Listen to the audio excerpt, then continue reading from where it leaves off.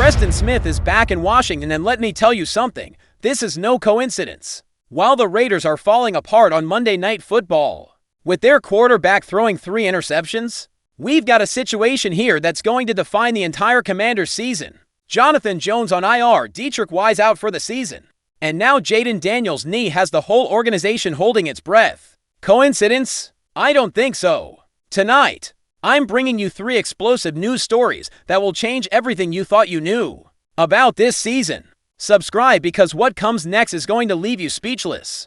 Now let me ask you something. Is it worth risking the franchise's future for just one game? Because that's exactly the decision Dan Quinn and Adam Peters have to make this week with Jaden Daniels, the rookie quarterback, is dealing with a knee sprain that puts him in doubt for Sunday's matchup against the Raiders. And let me say this, after watching Geno Smith give away 3 interceptions on Monday night, the Commanders should be celebrating having a golden opportunity to rest their most precious jewel. Now I think you're all thinking of Robert Griffin III. How could you not? January of 2013, playoffs against Seattle, a damaged knee, and a decision that forever changed the course of his career. Griffin never was the same after that injury, and I assure you that image is ingrained in the mind of everyone in Ashburn.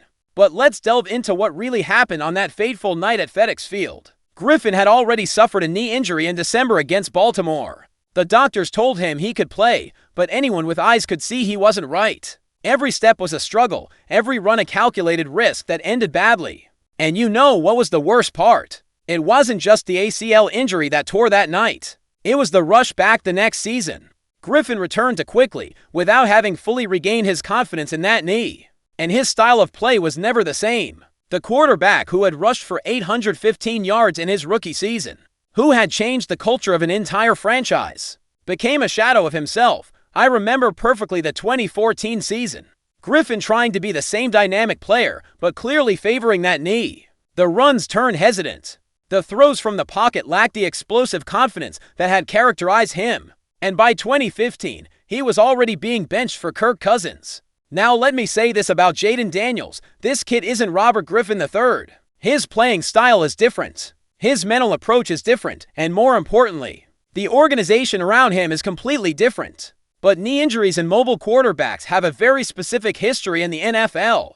And that history doesn't always end well. Daniels has been phenomenal in his first 2 weeks. 410 passing yards, 132 rushing yards, and more importantly, 0 interceptions. He's shown a maturity in the pocket that goes beyond his years, an ability to read defenses that typically takes years to develop. Why risk all that for a game against a Raiders team clearly in crisis? Because I assure you, knee injuries in quarterbacks have a peculiar way of altering career paths. I'm not speaking just of the physical injury, but the psychological impact. When a mobile quarterback loses confidence in their ability to move, they lose an entire dimension of their game. Marcus Mariota is here for a reason.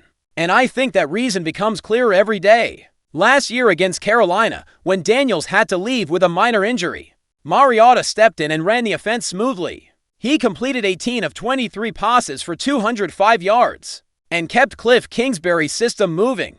Now let me ask you, why not use that experience when we need it most? Mariota has been a starting quarterback in this league. He's played in the playoffs. He understands pressure. He understands the moment, and more importantly, he understands this offensive system. And here's the key point many are overlooking. Mariota also dealt with Achilles issues over the summer. They kept him out of the entire preseason, but since the regular season kicked off, he hasn't shown up once on the injury report. That tells me the organization is handling its veterans with much more care than we've seen in years past. And now let me ask you, have you seen anything more pathetic than what the Raiders did on Monday night? Geno Smith, a quarterback supposedly finding a new lease on life, giving away 3 interceptions at home against the Chargers team. That hasn't exactly been dominant this season, but let's dig deeper. Brock Bowers, the tight end everyone said was going to be Offensive Rookie of the Year, was completely invisible. 3 catches for 31 yards. Ashton Jeanty, the running back coming off a historic season at Boise State, barely managed 47 yards on 18 carries. This isn't an offense anyone should be intimidated by. Their offensive line is full of holes. Their scheme seems stuck in 2018. And their offensive coordinator, Luke Getsy, has already shown in Chicago that he can't maximize the talent of young quarterbacks. The Raiders are coming off a short week, We with extended rest. They come from a national humiliation in prime time. We playing at home with a fan base more energized than it's been in decades. This is the perfect combination for a game where you can be conservative. With your most important asset, the Commanders' schedule isn't going to get easier after this week. We've got Cleveland at home, then a Sunday night football against Philadelphia, and then a Thursday night football against Dallas. That's a sequence of 3 division games, where you need your quarterback operating at 100%. The Browns just proved against Jacksonville that their defense, though not what it was in 2023, can still generate pressure. Myles Garrett remains a nightmare for any quarterback, and their defensive scheme under Jim Schwartz is designed specifically to create confusion. For young quarterbacks, Philadelphia has the best defensive line in the division, possibly the entire conference. Jalen Carter, Jordan Davis, Hassan Reddick when healthy, that's a rotation that can wreck games. And in prime time, in Philadelphia, with everything on the line for early division control. After that, it's Dallas on Thursday Night Football. Micah Parsons, Trevon Diggs, DeMarcus Lawrence. Another hostile environment. Another opportunity where you need your quarterback mentally and physically prepared for chaos. Now let me say this, if you're going to need Daniels at 100%, it's for those games, not against the Raiders team clearly falling apart before our eyes. But I understand the pressure Dan Quinn is feeling right now. This is his first year as head coach of the Commanders. The fans are excited, the media is optimistic, and there's an expectation that this organization has finally found its identity. Quinn knows that sitting Daniels sends a signal. It tells the world he's more concerned with protecting his quarterback than winning immediate games. In a league where coaches are judged week by week, that can be a difficult position to defend. But I think Quinn understands something many coaches don't. The long-term value of making smart decisions. This man was in Seattle when Russell Wilson was young. He saw how Pete Carroll managed a young mobile quarterback in his early years. He understands patience with young players always pays dividends. Adam Peters, the general manager, is also in his first year. He orchestrated the draft that brought Daniels. His reputation is directly tied to this quarterback's success. If Daniels suffers a serious injury because they made a rash decision in September, Peters knows that decision will haunt him the rest of his career. The organization cannot afford another RGIII. They cannot let the pressure of the moment lead them to a decision they'll regret for years. Because I assure you, if Jaden Daniels suffers a serious injury on Sunday, no one will remember whether we won or lost against Las Vegas. What they'll remember is that we had the opportunity to protect him and didn't. This is a franchise that has made too many of these types of mistakes in the past. Short-term decisions that sacrifice the future. Now they have the chance to prove they've learned from those mistakes. Mariota can win this game. The Raiders are in free fall. We have better talent in practically every position. And we're playing at home with the rest advantage. If we can't beat this Las Vegas team with a veteran quarterback who knows the system, then we have much bigger problems than Jaden Daniels' health. What do you all think? Should the Commanders risk Daniels or trust Mariota for a week? And speaking of unexpected decisions, Preston Smith is officially back in Burgundy and Gold. I think this is pure desperation disguised as nostalgia. But sometimes desperation is exactly what you need. Now let me ask you, do you remember when Smith was drafted in the second round of 2015? That 6'5", 265-pound guy from Mississippi State who we all hoped would be the answer to our pass rush problems. Over 4 years in Washington, he accumulated 24.5 sacks. Respectable but not spectacular numbers. But let's delve into what those years really meant for Smith and the organization. In 2015, his rookie season, Smith barely saw the field. Just 16 tackles and 2 sacks, typical for a rookie learning the professional level. But the organization saw something in him, something that made them think the potential was there. 2016 was his true breakout. 8 sacks, 54 tackles, and for the first time, he began to show the versatility that would make him a valuable player. He could line up as a defensive end in a 4-3, drop back in coverage occasionally, and had the speed to chase running backs laterally. 2017 was his best year in Washington. 8.5 sacks, 79 tackles, and he established himself as a real pass rush threat. I specifically remember the game against Oakland where he practically destroyed Derek Carr. 2 sacks, 3 QB hits, and constant pressure that allowed the rest of the defense to succeed. But 2018 was where it all started to go wrong.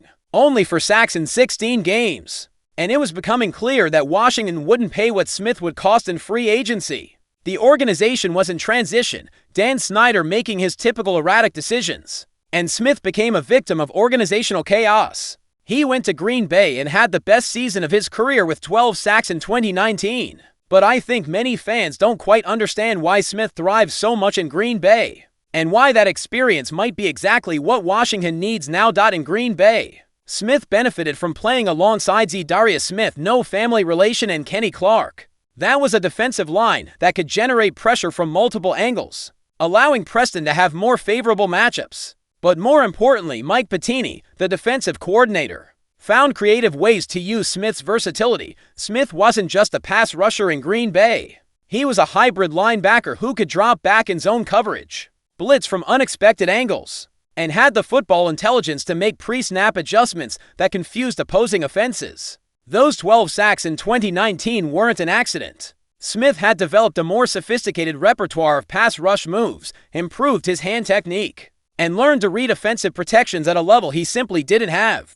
During his Washington years, the subsequent seasons in Green Bay were more modest but consistent. 4 sacks in 2020, 4 sacks in 2021, 3.5 sacks in 2022.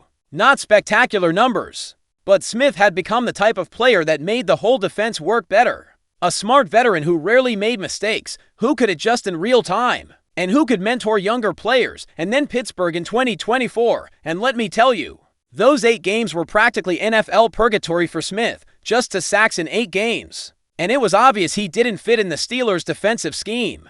But now I think we understand why. Pittsburgh tried to use Smith as a traditional outside linebacker in a 3-4, a position that had never been natural for him. T.J. Watt and Alex Highsmith already had the dominant pass rushing roles, and Smith found himself in a situation where his strengths weren't being maximized. More importantly, Smith found himself in a locker room with an already established hierarchy. He was the new veteran trying to find his place in a culture built around players like Watt, Minkah Fitzpatrick, and Cam Hayward. He never had the opportunity to be himself. Those 8 games in Pittsburgh were probably humbling for a player of Smith's caliber. Here you have a guy who had been productive for 9 years in the NFL, suddenly finding himself irrelevant in a scheme that didn't understand his strengths. Now let's talk about why Smith is back in Washington.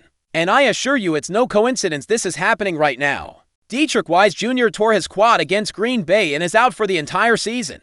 Wise had been a key off-season acquisition, a veteran supposed to bring experience and production to the pass rush. His injury exposed exactly what Dan Quinn has been internally worried about. His defense needs more veterans who understand game situations. It needs players who won't commit dumb penalties on 3rd down, who will make the right adjustments when offenses change protections, and who can provide mentorship for rookies and second-year players. Let me tell you this, Smith isn't in his prime. At 32 years old, he's not going to magically become Reggie White. But now I think we don't need Reggie White. We need someone who knows where he stands and won't get hurt rushing to the line of scrimmage. Smith knows this building. He knows the culture, knows the expectations, and knows exactly what it means to play football in Washington. He won't need time to adjust to the environment, won't need orientation on how things work here. More importantly, Smith has played for Dan Quinn before, during his time in Seattle when Quinn was the defensive coordinator. He understands Quinn's defensive philosophy, understands the responsibilities Quinn expects from his pass rushers, and understands how to function within Quinn's system. Smith also brings something this defensive line desperately needs: versatility. He can line up as an end in a 4-3, stand up as an outside linebacker in a 3-4, rush from the inside on passing downs, and drop back into coverage when the situation calls for it. The reality is brutal, but I think Smith can provide immediate impact in ways that go beyond just pass rush statistics. His experience in critical situations, his understanding of game situations, and his ability to make in-game adjustments can help stabilize a defense that has looked confused at times during the first 2 weeks. Smith can also help with the development of younger players, like Jamin Davis and Casey Toohill. Those players have talent, but need mentorship from someone who's played at a high level for extended periods. Smith can teach them things about hand placement, reading offensive line tells, when to rush and when to contain that only come with experience. The timing isn't accidental either. The Commanders are about to enter a brutal stretch of their schedule. Browns, Eagles, Cowboys, all defenses that will test our offensive line. Having Smith available to provide depth and experience during those games might be the difference between winning and losing important games. Now let me ask you, can Preston Smith be the piece to stabilize this battered defense during the crucial time they need to get healthy? I believe the answer is absolutely yes. This isn't a move designed to transform the defense overnight. It's a move designed to provide stability, experience, and depth during a period where all those qualities are at a premium. If Smith can contribute 3 to 4 sacks the rest of the season, while helping younger players develop, that would be an extremely valuable contribution. But more importantly, Smith represents something this organization has been lacking for years: institutional memory. Players who understand what it means to be successful here, who have lived through the ups and downs of being a Washington Commander, and who can provide perspective during difficult moments. The reality is, Smith is here because everything else went wrong. But sometimes, when everything goes wrong, you find solutions you never would have considered otherwise. And I believe Preston Smith returning to Washington might be exactly that type of solution. And if you thought Smith's return was desperation, wait till you hear this. The Commanders should be dialing Stephon Gilmore's phone right now. And I'll tell you why. Jonathan Jones is on IR after getting injured at Lambeau Field. He's going to miss at least 4 games, possibly more. Now I think when you have Marshon Lattimore, Mike Sainristil, and rookie Trey Amos as your starting trio, losing depth in the secondary is like taking a spare tire off a car on a long road trip. But let's delve into what losing Jones really means for this secondary. Jones wasn't just depth. He was a veteran presence who had won 2 Super Bowls with New England. He was the type of player rookies like Amos could watch and learn from. The veteran who could make adjustments during games when opposing offenses were trying to attack specific matchups. Jones was also valued for his versatility. He could play outside corner on passing downs, move to slot when necessary, and contribute on special teams in multiple areas. Losing that flexibility forces other players to take on additional responsibilities that may not be their strengths. Jones' injury also exposes depth problems that already existed. After Lattimore, Sainristil, and Amos, the next man up is basically undrafted rookies and practice squad players. That's not a sustainable situation in a season where you're trying to compete for playoff positioning. Gilmore is a 2-time All-Pro, 5-time Pro Bowler, and former Defensive Player of the Year. But I think those accolades don't tell the complete story of why he'd be perfect for this specific situation. In 2019, when Gilmore won Defensive Player of the Year, he wasn't just shutting down receivers. He was changing entire game plans. Offensive coordinators had to design their entire passing attack around avoiding Gilmore's side of the field. That's a level of impact very few cornerbacks in NFL history have been able to achieve. But more important for Washington's current situation, Gilmore has proven throughout his career that he can adapt to different systems and different roles. In Buffalo, he was primarily an outside corner in a zone-heavy scheme. In New England, he was used more in man coverage with safety help over the top. In Carolina, he was asked to be more of a leader and mentor for younger players. In Dallas during 2023, working under Dan Quinn, Gilmore showed he could still contribute at a high level even at age 33. Quinn understood how to use Gilmore's experience and intelligence to maximize his impact while minimizing his physical limitations. More important, there's a previous connection with Dan Quinn from their time together in Dallas in 2023. That chemistry already exists, that trust is already established, and that understanding of defensive philosophy has already been developed. During his season in Dallas, Gilmore played some of his best football in years under Quinn's system. Quinn understood that Gilmore no longer had the speed to stay with every receiver on every route, but that his intelligence and experience could be weaponized in different ways. Quinn used Gilmore primarily in situations where his experience mattered most: 3rd downs, red zone, 2-minute drills, situations where understanding route concepts and being able to anticipate what receivers were going to do mattered more than pure athletic ability. The result was that Gilmore looked rejuvenated in Dallas. Not the lockdown numbers of his prime, but it was clear he could still contribute at a high level when used correctly. And Quinn had figured out exactly how to use him correctly after playing last season with Minnesota. The right opportunity simply hasn't arrived for Gilmore this offseason. But I believe this isn't necessarily because teams don't think he can play anymore. Gilmore finds himself in a situation where he's too expensive for teams that just want depth. But he's not quite good enough anymore for teams that need a true number 1 corner.